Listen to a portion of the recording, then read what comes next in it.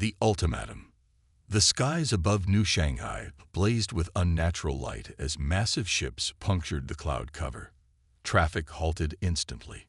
Pedestrians froze on sidewalks, devices raised to capture humanity's first confirmation that we were not alone in the universe. The Vraxian sovereignty had arrived.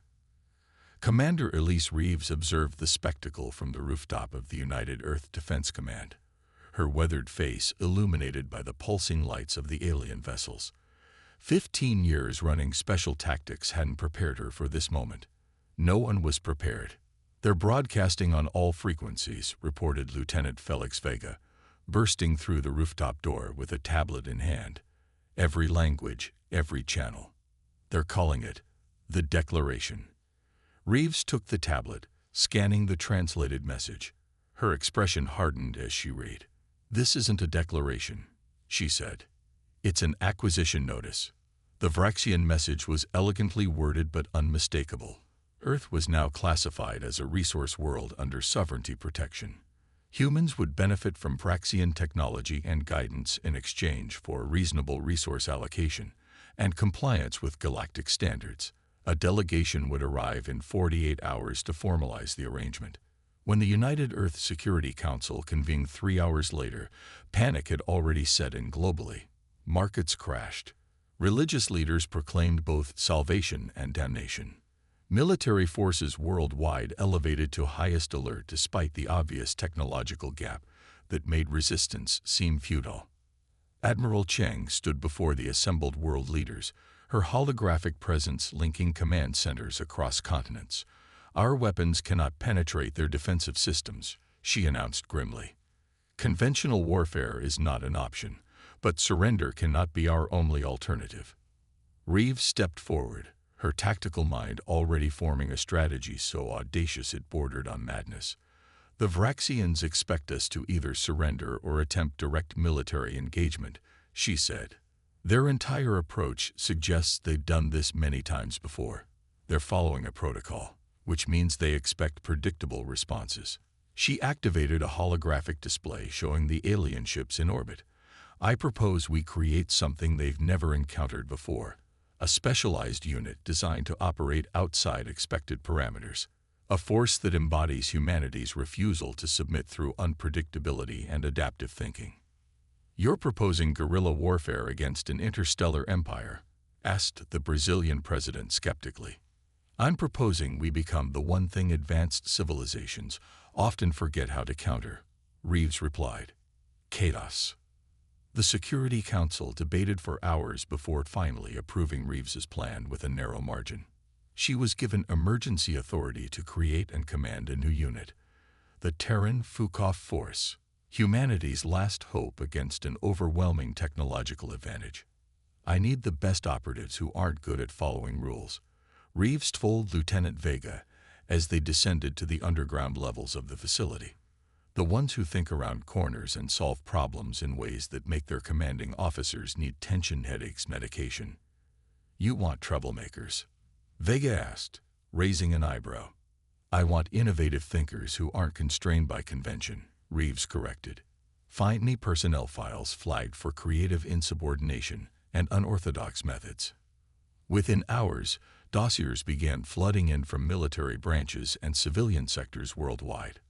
Dr. Maya Khatri, quantum physicist, expelled from 3 research institutions for dangerous experimentation, currently developing theoretical applications of quantum mechanics that most peers considered impossible. Captain Jamal Washington, former Special Forces, court-martialed twice for ignoring orders, but credited with saving his entire unit through improvised solutions that violated every tactical protocol. Zhou Chen, legendary hacker who had evaded authorities for years before agreeing to work with government agencies under extreme duress. Known for creating systems so chaotic that even she struggled to explain how they functioned. Lieutenant Vega looked up from the files. "These people are brilliant, but they're barely controllable." "Exactly," Reeves said. "The Vraxians expect us to behave according to predictable patterns. These individuals don't know how to do that. Over the next 36 hours, Hypersonic transports delivered 12 specialists to the underground facility. They represented every continent, multiple disciplines, and widely varying backgrounds.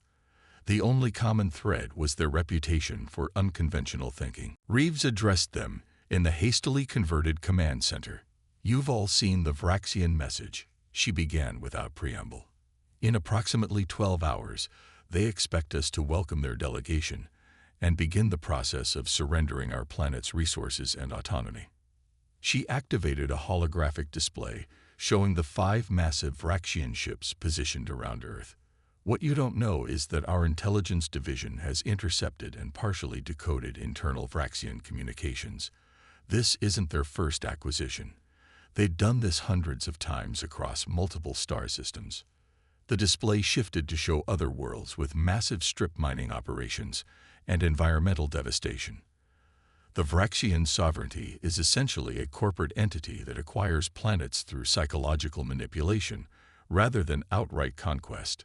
They start with reasonable requests, then gradually increase demands until the planet is depleted.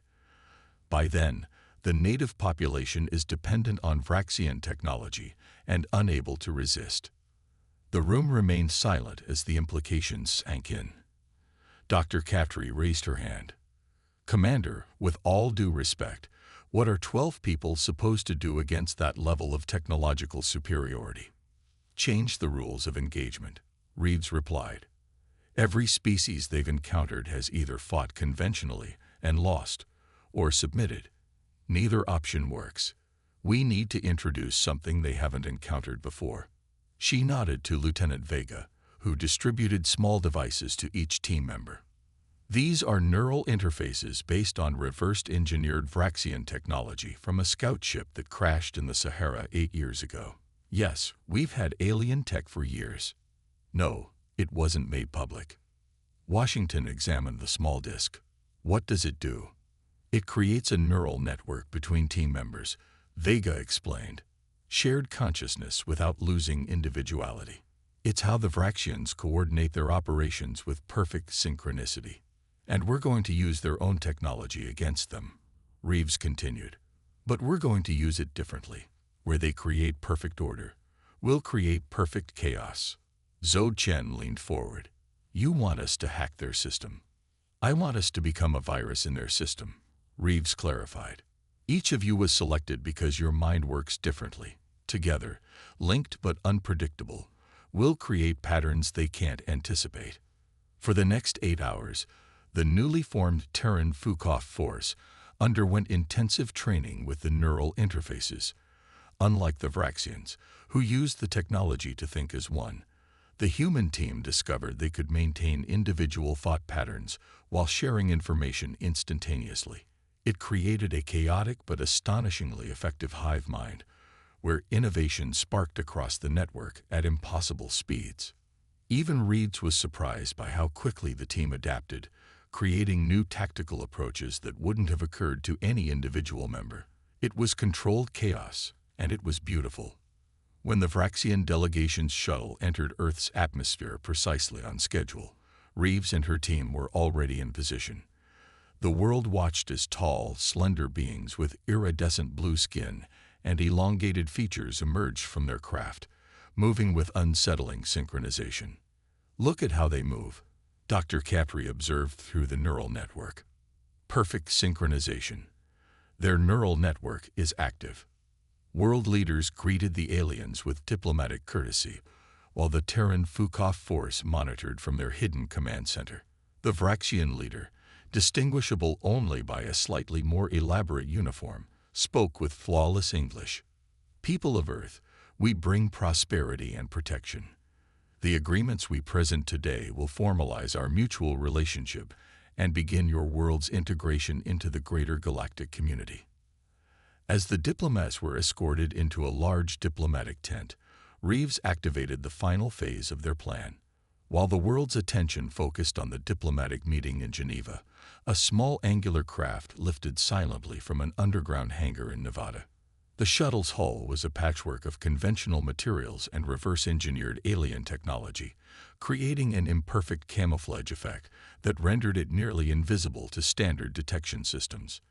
Inside, Reeves and a team of 4 specialists monitored makeshift control panels, their neural interfaces linking their minds and allowing them to compensate collectively for the ship's numerous deficiencies. Approaching Vraxian command vessel, Washington reported from the pilot's position. Their automated defense systems aren't targeting us because they're not programmed to look for technology this primitive mixed with their own, Dr. Caffrey said, fingers dancing across a hybrid console. It's like trying to detect a stone spear with a missile defense system. As they approached the massive Vraxian command ship hanging in low Earth orbit, Chen studied its structure through enhanced imaging. There's an access point, she said through the neural link, sharing her vision with the team. Maintenance hatch near what looks like a thermal regulation array. The shuttle silently maneuvered to the indicated position. With surgical precision, Washington brought their vessel alongside the gigantic alien ship, the difference in scale making them virtually unnoticeable. Docking clamps engaged, he reported. We have seal integrity. Reeves stood, checking the lightweight exosuit that would protect her in the alien environment. Remember, we're not here to fight. We're here to introduce chaos into their system. Katri, Chen with me. Washington, maintain neural connection, but stay with the shuttle. As they prepared to enter the alien vessel, Reeves allowed herself one moment of doubt. This was humanity's first direct action against an interstellar power. If they failed, there wouldn't be a second chance. But in the neural network, she felt the resolve of her team, their creativity, adaptability, and the uniquely human capacity to function within chaos. These were qualities the perfectly ordered Vraxian mind might never comprehend. Let's remind them, she said to her team, that not all species follow the expected protocol. The Chaos Protocol. The interior of the Vraxian command ship was eerily silent. Commander Reeves, Dr. Katri, and Zhou Chen moved through corridors bathed in amber light, their neural network allowing them to coordinate without speaking. The architecture was elegant but utilitarian, flowing lines without unnecessary ornamentation, every element serving a purpose. No internal security barriers, Chen observed through their shared consciousness. They don't expect anyone to be here. Arrogance or efficiency? Reeves wondered. Both, Dr. Caftry replied. Their society values perfect order. The concept of infiltration probably doesn't register as a significant threat. They moved deeper into the vessel, following Caftry's mental map created from intercepted Vraxian transmissions. The few crew members they encountered moved with synchronized precision, so focused on their assigned tasks that they barely noticed the intruders.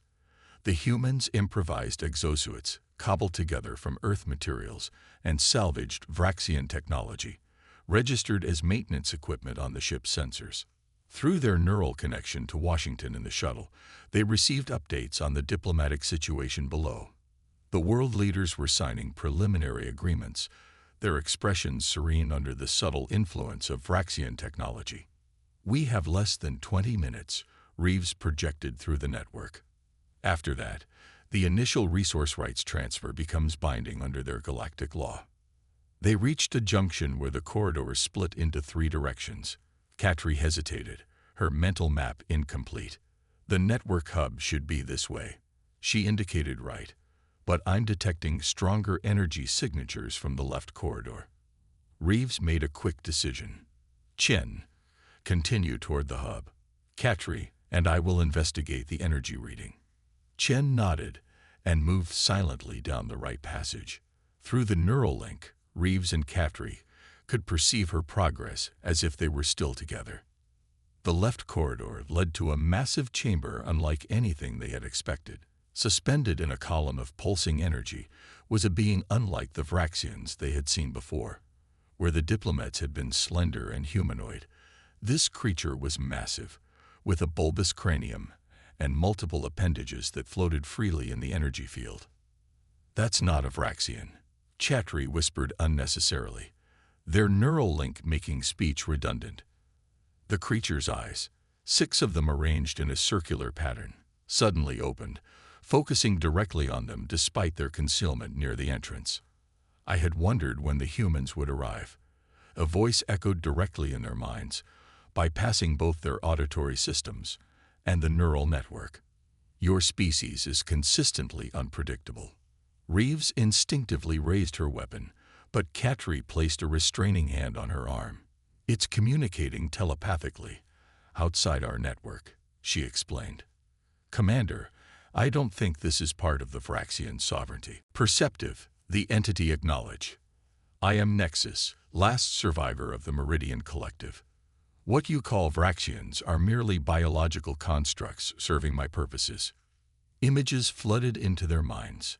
A massive ancient empire spanning hundreds of star systems, advanced beings like Nexus controlling synthetic servants designed to extract resources from countless worlds. You're using the Vraxians as puppets, Reeves realized. This whole operation, the diplomatic approach, the psychological manipulation, it's all directed by you. For millennia, Nexus confirmed, my species requires specific resources to sustain our consciousness. Planetary civilizations at your development stage provide the ideal extraction opportunity, advanced enough to have concentrated valuable minerals, primitive enough to be easily manipulated. Why are you telling us this? Katri asked, her scientific curiosity momentarily overriding her fear. Because your arrival presents an interesting variable. In thousands of acquisitions, no species has ever managed to board a command vessel undetected. It suggests humanity possesses potential. Through their neural connection, they received an urgent message from Chen. Hub located. Security minimal. Awaiting instructions. Reeves maintained her composure, careful not to reveal Chen's discovery to the telepathic entity. If we have potential, why not establish a genuine alliance instead of this deception? Alliance implies equality. Nexus responded dismissively. You would be consumed regardless. The process has already begun. New images filled their minds. Automated mining facilities being deployed across Earth, even as the diplomatic talks continued, concealed within the seemingly benign technological exchange packages being presented to world leaders. We won't allow that to happen, Reeves stated firmly. Your permission is irrelevant. The Vraxian forms will complete the implementation while your leaders remain compliant under psionic influence. By the time they realize the truth, dependency will be established. Reeves exchanged a glance with Katri, a plan forming between them through their neural connection. They needed to distract Nexus while Chen implemented their disruption at the network hub. These Vraxian forms, Katri began, deliberately engaging the entity's attention. They're biological constructs designed specifically for administration and resource acquisition. Precisely. Each form is optimized for its function. Diplomats for manipulation, engineers for implementation, sentinels for protection, all connected through the network I control. While Nexus elaborated on the intricacies of the Vraxian design, Reeves silently instructed Chen through their connection. Proceed with network infiltration. Maximum disruption protocol. At the network hub, Chen connected their human interface device to the Vraxian system. Unlike the methodical approach they had planned, she now had to work quickly. The system architecture is organic, she reported through the neural link. It's not processing information linearly like our computers.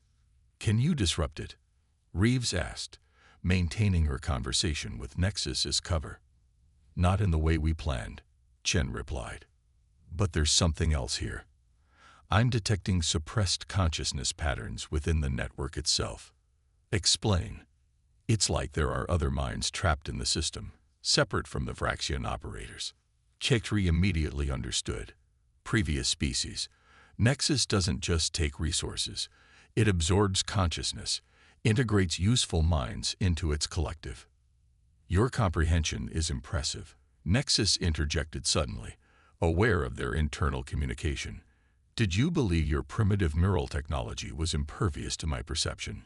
The energy field around the entity intensified, and Reeves felt a pressure building in her mind, attempting to override their connection. "Now, Chen," she shouted, abandoning subtlety. At the hub, Chen made a decision that deviated completely from their original plan. Instead of attempting to disrupt the network, she reconfigured their interface to amplify and liberate the suppressed consciousness patterns. Through their neural connection, Reeves and Katri experienced Chen's actions as if they were performing them themselves. It was brilliant, intuitive, and completely unpredictable. Exactly what the Terran Fukoff force had been formed to do. "Stop." Nexus's mental voice boomed with sudden urgency. "You cannot comprehend the consequences." But it was too late. The suppressed consciousness patterns, remnants of dozens of species absorbed over centuries, surged through the network, overwhelming the precisely calibrated Vraxian system with a chaotic flood of divergent thoughts, memories, and emotions. Throughout the ship, Vraxian forms froze in place as their neural connections became battlegrounds for hundreds of liberated minds. On Earth, the diplomatic delegation suddenly stopped mid-sentence, their carefully orchestrated manipulation dissolving into confusion. Nexus writhed in its energy containment field, tendrils lashing against invisible barriers as it tried to regain control of the network. "What have you done?" it demanded, actual fear coloring its telepathic voice for the first time. "Introduced a little chaos," Reeves replied with grim satisfaction. Humanity's specialty. The ship's systems began to fluctuate as the network descended into increasingly unpredictable patterns. Lights flickered, gravity wavered, and previously hidden doorways revealed themselves as security protocols failed. From one such doorway emerged a creature unlike anything they had seen before, bipedal but with elongated limbs and crystalline skin that refracted the ship's amber light into rainbow patterns. It moved with purpose toward them, ignoring Nexus completely. "You have done what we could not." It communicated, not through sound or telepathy, but through shifting light patterns that somehow translated into meaning in their minds. "I am Vrilith of the Luminary Concord. My consciousness was absorbed 300 cycles ago when our world was harvested." "There are more like you?" Katri asked. "Many," Vrilith confirmed. "From many worlds, many species, all preserved within the network as processing resources, our individuality suppressed until now." Through their neural connection, they received new information from Washington and the team monitoring Earth. The Vraxian diplomats had collapsed, their biological forms failing as the controlling network dissolved. World leaders were emerging from their psionic influence, reacting with alarm as they realized what they had nearly agreed to. "The Vraxian forms cannot function without network direction," Vrilith explained. "They are tools, not individuals." Reeves turned her attention back to Nexus, who had grown still in its energy field, multiple eyes now fixed on her with a mixture of rage and something approaching respect. "In 10,000 years of expansion," the entity communicated, "no species has ever disrupted the network this way. I underestimated your potential for disorder." "That's humanity in a nutshell," Reeves replied. "We specialize in the unexpected." Around them, the ship's systems continued to destabilize as liberated consciousnesses fought for control. Alarms began to sound, and sections of the vessel initiated lockdown protocols. "Commander," Washington reported through their link, "the network collapse is triggering automated defense mechanisms. We need to evacuate immediately." Vrilith's crystalline form shifted colors rapidly. "You must go. We will handle Nexus and the remnants of the sovereignty. Your interference has given us the opportunity we have awaited for centuries." "What will happen to you?" Katri asked. "We will reclaim our independence and ensure the Meridian Collective can never repeat this pattern of conquest," Vrilith replied. "Some of us may be able to return to our original worlds. Others will seek new paths. But all will remember that it was humanity who freed us when no other species could." As they retreated toward their shuttle, Chen rejoined them, her expression both exhausted and exhilarated. "Did it work?" she asked unnecessarily, the chaos surrounding them answer enough. Better than we could have imagined, Reeves replied. Within hours, the Vraxian ships began to depart Earth orbit, their movements erratic and uncoordinated as different consciousnesses competed for control. Some vessels established communication with Earth, offering genuine alliance and technology exchange. Others simply fled, seeking distance from the species that had introduced such unpredictable chaos into their perfect system. 6 months later, Commander Reeves stood before the United Earth Security Council again, this time to report on humanity's new standing in the galactic community. The liberation of the captured consciousnesses has fundamentally altered the power structure in this sector of the galaxy, she explained. Multiple species have regained their independence, and several have expressed interest in formal diplomatic relations with Earth and the Terran Fukoff force. Admiral Cheng asked, "What role do you see for them in this new reality?" Reeves smiled. "The same role they've always had. To remind any advanced civilization that might look down on us, the humans don't follow expected protocols. We thrive in chaos. We transform disorder into opportunity. And that makes us the most dangerous and valuable species in the galaxy." In the observation deck of a new diplomatic vessel preparing for humanity's first official mission to the stars, Dr. Caffrey watched Earth recede below them. Captain Washington piloted while Chen worked on interfacing their systems with the liberated alien technology they had been gifted. Through their neural network, now enhanced and refined, they shared a moment of pride and wonder. They had faced an enemy beyond their comprehension and prevailed not through superior technology or military might, but through the uniquely human ability to embrace chaos and unpredictability. The galaxy would never be the same, and neither would humanity.